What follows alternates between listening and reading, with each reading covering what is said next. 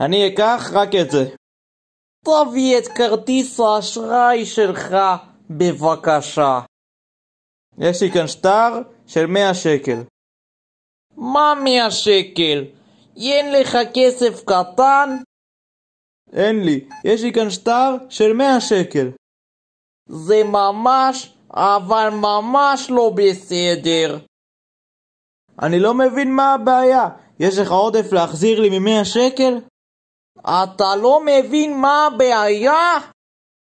אני לא מבין מה הבעיה.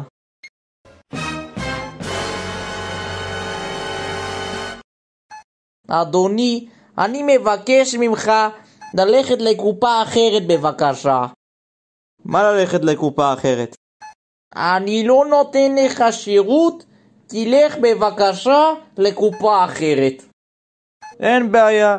אם אתה עכשיו לא נותן לי שירות, אני קורא למנהל שלך. תקרא למנהל שלי. אין בעיה, אני הולך לקרוא לו.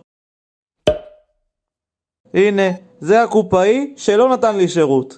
היי המנהל, מה נשמע?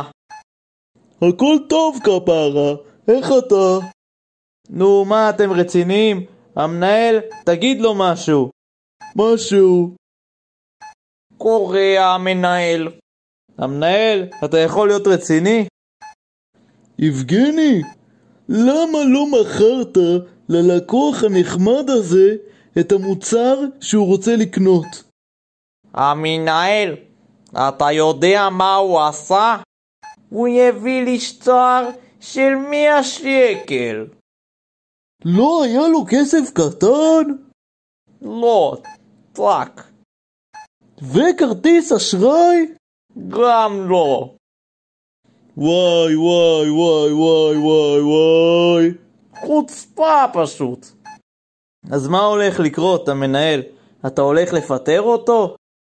לפטר את יבגני? מה פתאום?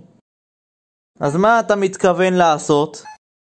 להוציא אותך מהסופר. מה?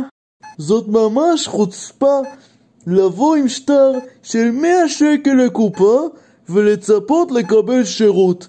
צא עכשיו החוצה מהסופר. מה? הבטחה.